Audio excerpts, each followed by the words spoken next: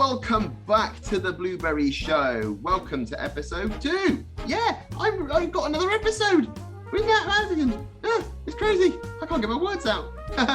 No, I hope you all had an amazing week. I know I did. I spoke to my grandma.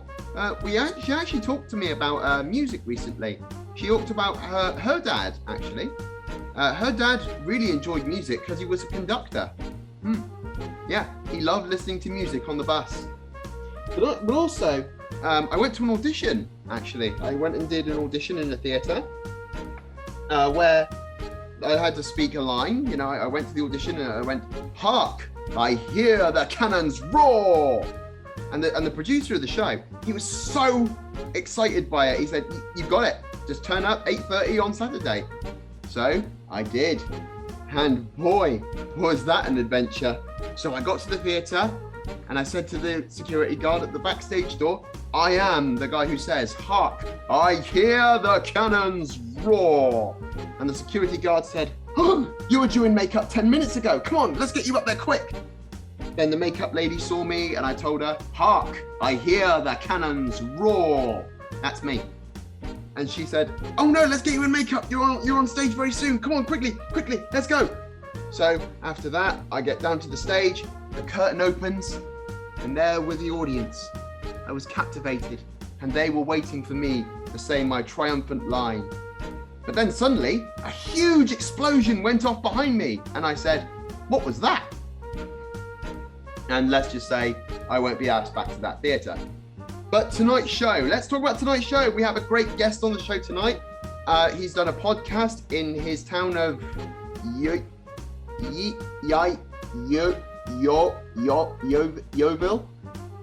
Please introduce yourself, Mr. Steve Calis. Mr. Steve Calis. Hey, thanks for having me on. I really appreciate it. That's all right. How are you doing today? Yeah, we're groovy. We got a lot of stuff going on. I've been very busy with my company, as you know, so that keeps me busy literally all day. So it's all good. It's all good. We do a podcast all about mental health. That's good. It's really helping people, and we're going to do it live in front of an audience. So we'll put on a show. Have a few beers, relax, put on a nice production. So very excited about it. It's the first ever time we've done it. So I don't know what to expect really, but it should be great. But have you done stuff with audiences before? Like, have you done any theatre work? Have you done anything on like big stages? Well, I believe you and I have a mutual friend in a guy called Dave, and he and I have done shows together. We've performed together. In fact, he played the esteemed Sweeney Todd in the Sweeney Todd production. See, he never told me that. He mentioned it in passing, but he's never spoken about it. He likes to keep his glory days close to the chest, which I understand, because he was magnificent in that. And I played Pirelli, so I played the Spanish barber. Something like that. Definitely European of some persuasion. Yeah. What? He was Italian.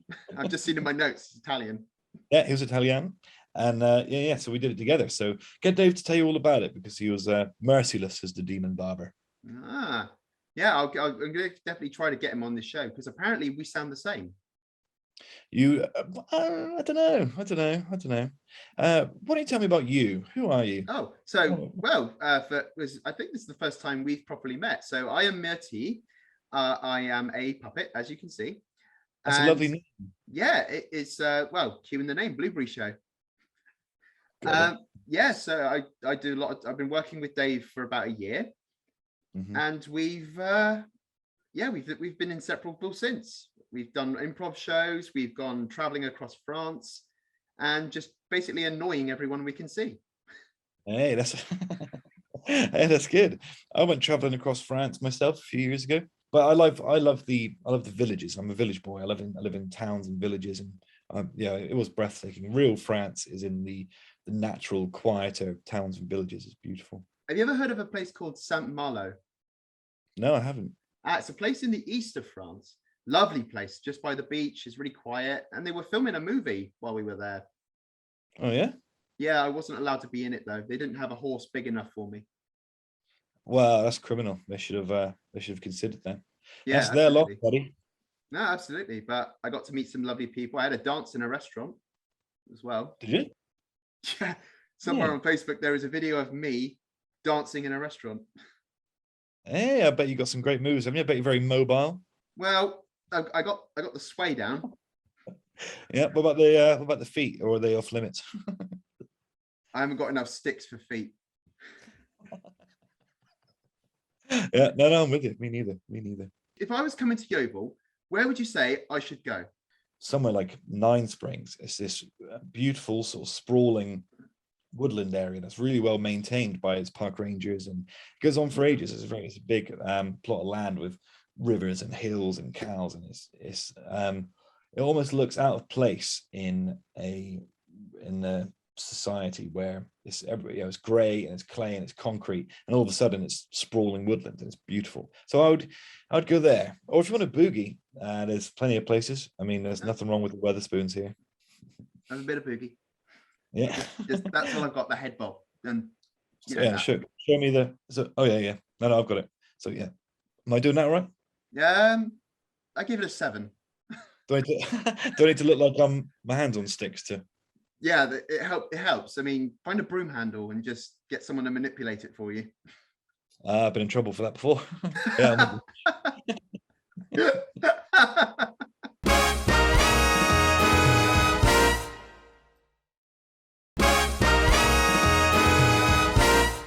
So, what's the best thing about doing CalisMedia? What inspired you? Like, you're saying, like the Yeovil scene inspired you to do CalisMedia. What else inspired you for it? Well, I mean, podcasting is the brightest media frontier that we have, right? So I was inspired by listening to podcasts by Sam Harris and Joe Rogan and all these guys who they'll produce a bit of content that's 3.5 hours long, because they're talking to scientists and philosophers and exploring ideas. I mean, TV is no good like news shows, because you get 3 or 4 minutes of experts trying to explain very, very complicated things, right? Whereas on a podcast, you can actually get into some detail, and it works great. And so I really like that idea of it. And so I thought, man, people in Yeovil have got some great stories, and I always like to communicate. I like to talk. I like to listen. So that's where the Steve Calis show came from. That's our flagship show. And then I thought, why not produce lots of different shows and podcasts for other people? I mean, I told you I traveled for years and years. Ever since I was 15, I've been backpacking around the UK, then came back, stayed, went to Europe. And I realized I love Yeovil. Yeovil is home. My friends are here. My beautiful partner, my baby boy is here. So I want to, what if I spend the rest of my life trying to make Yeovil this sort of, I don't know, cultural hub, trying to improve things, leave it better than how I found it. That's my goal. See, I find that really inspiring that you're trying to make it a better place. That is 100% awesome, if I don't mind saying.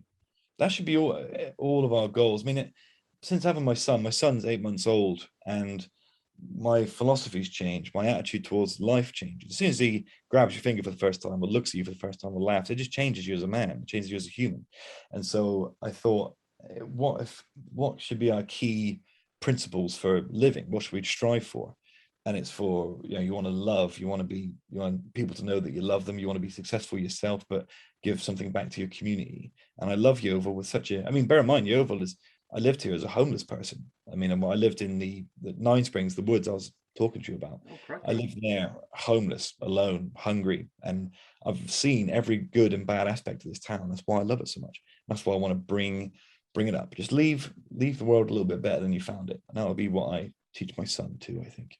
That is really inspiring there, Steve. So you've got any more projects coming up with CalisMedia? Because baby. Oh yeah, we're busy. We've got, so we produce at the moment 5 podcasts locally, all different. So we've got Guttermouth, which is it's for grown-ups. You said you were 1 year old, didn't you? Is that right? I'm about 1, yeah. So you're about 17 years too young for this podcast. It's a bit crude. So this Guttermouth is basically the funniest and crudest stories from all across the internet and from our listeners that we share to each other each week, me and my friend Roxy. Better Than Yesterday is the mental health podcast. We've actually got the #1 Pokemon podcast in the UK, which is a big thing. I'm a big Pokemon fan, so that was a big joy for me to be able to do that. And so we've got lots of stuff, lots of live shows coming up.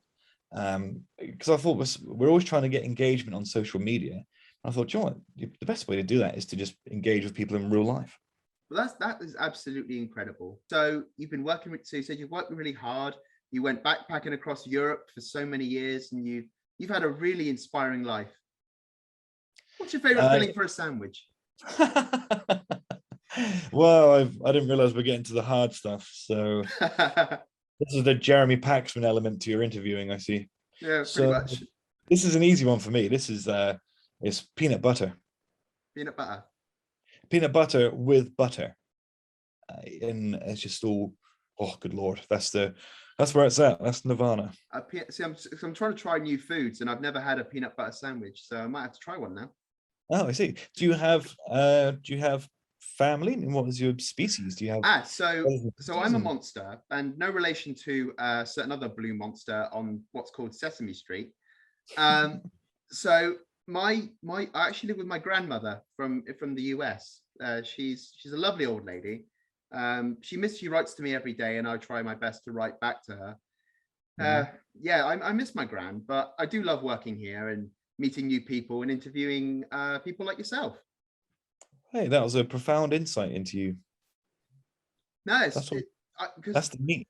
Because meeting people, you meet people on the street and just passing, and half the time you don't really get to talk to them. But it's meeting people that you get on with and really getting to the heart of who that person is. That's me. I love getting to the heart of who people are.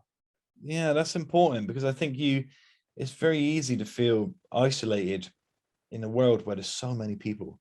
And then sometimes when I used to feel lonely, I would just walk through town and think, no, this is a shared experience. There's a million people experiencing what I'm experiencing. How do I connect with them?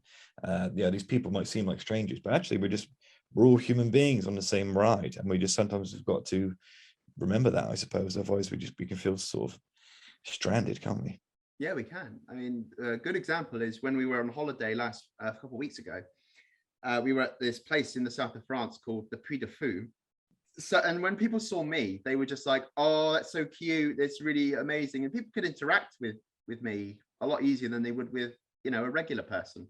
But then it's weird, isn't it? We need something like that. You can't just go up to someone and go, "Hey, we're humans. How great is this?" How do you find being a human being? Because I'm sort of enjoying it, or I'm struggling with it.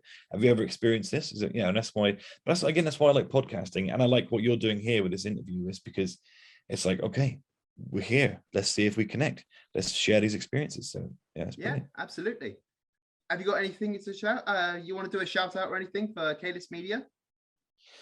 Yeah, I mean, if you're interested in, if you're watching this and you're interested in CalisMedia, then you can always go to Facebook, Instagram, Twitter. You just type in CalisMedia, CALIS Media, and you'll find us on there. Soon there'll be a CalisMedia.com, but I'm working on that at the minute. It's got to be just right before I release it. But if you're interested, go and have a look. Maybe you can come on to the Steve Calis show, and I can interview you, and we can explore. I would love that. I would absolutely love that. Let's do that. Let's share it then. Let's share the experience. That would be awesome. All right. So that was Steve Calis, everybody. Join me in part 2, where I'll be interviewing another person. See you in after the break, everyone. Toodle!